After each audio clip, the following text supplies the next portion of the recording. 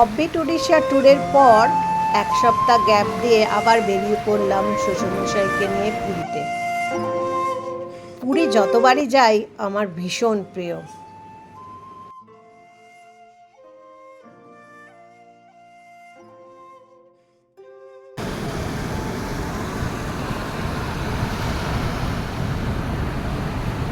উড়িষ্যা ভ্রমণের পর আবার গেছিলাম উড়িষ্যার পুরীতে।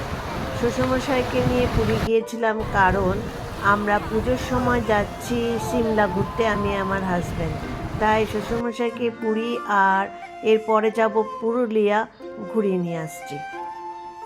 সকাল 4টের সময় আমরা পৌঁছে গেছিলাম জগন্নাথ এক্সপ্রেসে পুরীতে। আর আমাদের হোটেল বুকিং ছিল 9টা থেকে। তো আমরা হোটেলে জিনিসপত্রগুলো রেখে আমরা সি বিচে চলে গেছিলাম। আমরা উঠেছিলাম হোটেল কলিঙ্গতে। এবার সমুদ্রের সূর্যোদয়টা দেখো, আমরা পুরো দেখেছি। 4:30 থেকে বসেছিলাম। একদম প্রথমে তো লালচে আকাশ ছিল, তারপরে আস্তে আস্তে করে সূর্যটা উঠছে। তোমরাও চলো আমার সাথে দেখো।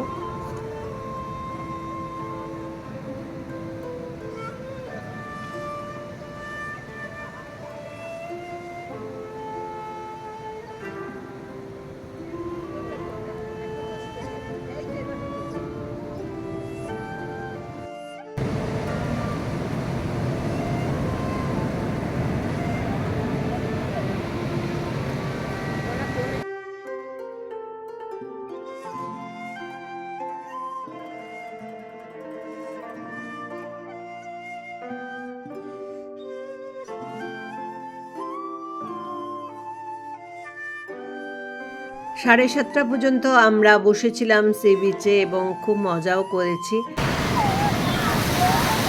আমি আমার শ্বশুরমশাই, মাস্তুতো দিদি আর ওর মেয়ে আর মেয়ের বাচ্চা, মানে আমাদের নাতিও।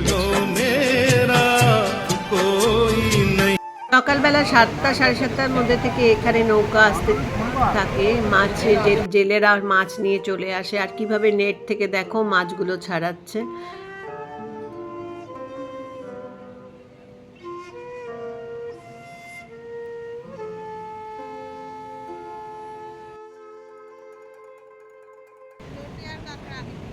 ছেলেকে দেখিস, খেয়াল রাখিস।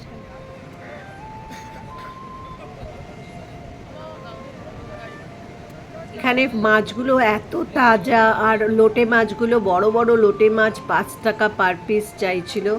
মনে ছিল নিয়ে গিয়ে একদম নুন হলুদ মাখিয়ে জাস্ট ফ্রাই করে খাই।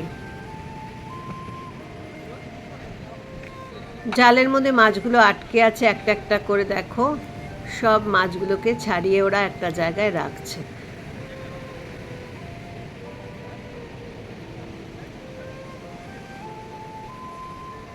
নিয়েছিলাম স্বর্গদ্বার থেকে একটু দূরে হোটেল, কারণ এই জায়গাটা না একটু ফাঁকা। আর স্বর্গদ্বারে আজকাল কিন্তু একদম এনজয় করা যায় না, এত ভিড়, দোকান বেশি, লোকজন বেশি, মানে একটা মেলার মতো।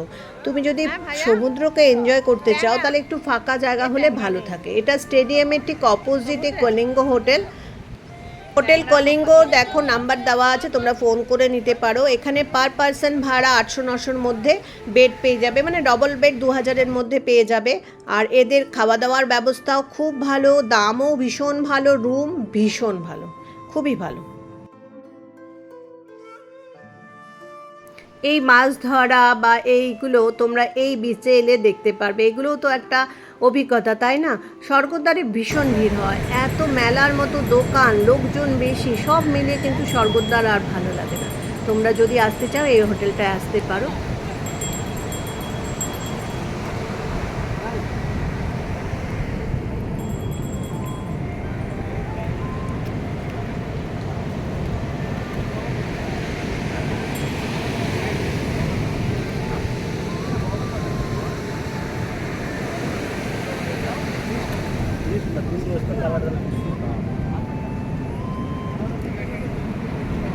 এবার পুরীতে গেছিলাম আমরা আমার শ্বশুরমশাইকে নিয়ে, আর আমার মাস্তুতো দিদি গেছিলো ওর মেয়েকে নিয়ে।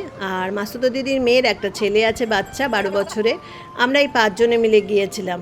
আর পুরীতে গিয়ে এবার খুব আনন্দ করেছি। আর আমার এই দিদির মেয়েকে আমি মাম বলে ডাকি, ও আমাকে একদম মায়ের মতোই ভালোবাসে। দেখো আমরা এই 5 জন এবার পুরীর ট্রিপে গিয়েছিলাম। আমরা এসছি কস্তুরীতে পুরি। কি খাবি তুই? মাছ তো খাবি না। তুই কি খাবি? পেছনে দেখ থালিগুলো আছে, পেছনে থালি। সায়ন খাবে কি খাবে? বাসমতি রাইস, হ্যাঁ সাথে কি বলে চিকেন দো পেঁয়াজ। ঠিক আছে, হয়ে গেল। এবার আমরা খাবো থালি। স্বপ্নাদি কি খাবে? তুমি কি চিংড়ি থালি খাবে? মালাইকারি, কচু পাতা চিংড়ি। পাতা চিংড়ি মাসি নিচ্ছে, পমফ্রেট থালি আছে, পাবদা আছে, পার্শে আছে, কাতলা আছে। আমি এখানে কি নেবে? হ্যাঁ কি নেবে বলো? পার্শে পমফ্রেট নাও। হ্যাঁ পার্শে। কি কি থালি নেব বা কি কি খাবো সব ঠিকঠাক হয়ে গেছে। তারপরে ফটো তোলার পালা। কস্তুরীর আইটেমগুলো ভীষণ ভালো, তার মধ্যে মোচা ঘন্টটা ভীষণ ভালো লেগেছে আমার। আর ওদের কচু পাতা চিংড়িটাও ভীষণ ভালো লেগেছে। কিন্তু একটা জিনিস, যে গলদা চিংড়ি যখন ওরা থালিতে দেয় তখন কিন্তু ছোট ছোট চিংড়ি দেয়। আর তোমরা যদি গলদা মালাইকারি চিংড়ি খেতে চাও আলাদা করে নাও, তখন ওরা বড় পিস দেয়। তো এটা খেয়াল রাখবে, বড় গলদা চিংড়ির পিস খেতে গেলে কিন্তু এমনি আলাকাটে নিতে হবে, থালিতে ওরা দেবে না। সমুদ্রের পাশে দেখো এরকম শিল্পীরা, তারা একটা কৃষ্ণ বানাচ্ছে, আর তার হাতের কাজ আমি পরপর পরপর ভিডিও করে রেখেছি। এগুলোই তো ভাল লাগে, তাই না?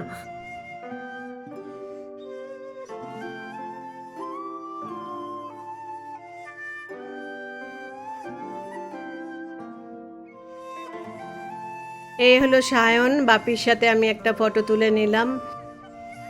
আমার শ্বশুরমশাইয়ের বয়স হচ্ছে 85 বছর, তাই পুরী বেড়াতে নিয়ে এসেছি, কারণ আমরা কদিন পরেই সিমলা বেড়াতে যাব।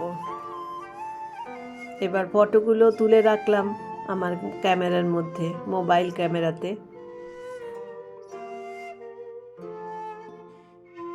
বালিতে কৃষ্ণ বানাচ্ছে, দেখো কৃষ্ণ রেডি হয়ে গেছে, পুরো তৈরি হয়ে গেছে। কি অপূর্ব শিল্পীর কাজ দেখো।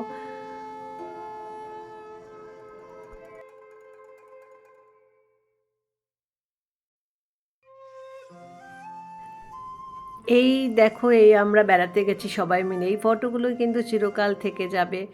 আমরা একসাথে গিয়েছিলাম, মজা করেছি, তাই না? আত্মীয় স্বজনের সঙ্গে গেলে তো এগুলো আনন্দ হয়। দিদির মেয়ে হচ্ছে মাম বলে ডাকি আমি, ডাকনাম ওর মাম। ও আমাকে ঠিক মায়ের মতোই ভালোবাসে। আর আয়ুষ যখন, আমার ছেলে যখন বাইরে, তখন যখন প্রয়োজন হয় ও আমার পাশে এসে দাঁড়ায়, আমাকে নিয়ে বেড়াতে যায়, আমাকে সময় দেয়। এর আগে অতটা দরকার হতো না, কারণ আমার ছেলে তো বাড়িতেই ছিল। এখন যেহেতু আমরা একা থাকি, সেজন্য ও পুরো আমাদের খেয়াল রাখে। ছোটোবেলা থেকেই আমাকেও খুব ভালোবাসে, আমিও ওকে খুব ভালোবাসি। বাড়িতে মানে কি বলো তো, এরকম ছেলেমেয়েরা যদি বয়স্কদের সময় দেয়, তাহলে কিন্তু মনটাও ভালো হয়ে যায়, তাই না? আর আমাদের পরবর্তী জেনারেশন তো আমাদের থেকে দূরে চলে যাচ্ছে। মাম যদিও পরবর্তী জেনারেশনের মধ্যে ছোট আমাদের থেকে অনেক, আমার সন্তানের মতো, কিন্তু তাও ও মানে আমাদের প্রতি কেয়ার রাখে, এই ভাবনাটাই ওর অনেক ভালো লাগে।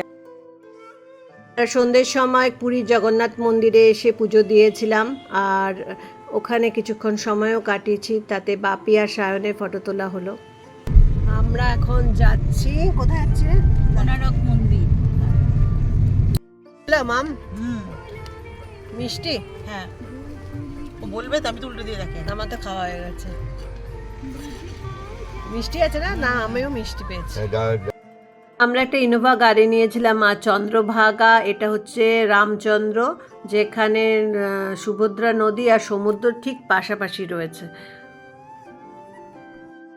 এটা সুভদ্রা নদী আর ওপাশে সমুদ্র। এটা সুভদ্রা নদী। এটা নদী আর ওপারটা হচ্ছে সমুদ্র। মানে এটা হচ্ছে সুভদ্রা নদী, আর ওই পারে দেখছো ওটা হলো ওই যে সমুদ্র।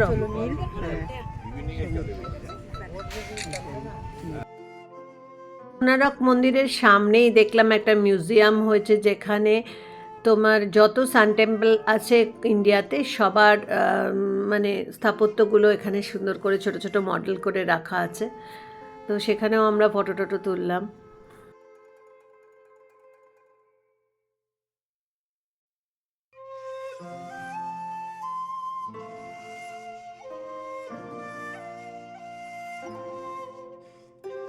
কোণারক তো এর আগে অনেকবার বেড়াতে এসেছি, কিন্তু প্রত্যেকবারই যেন কোণারক নতুনভাবে চিনি, ভীষণ ভাল লাগে।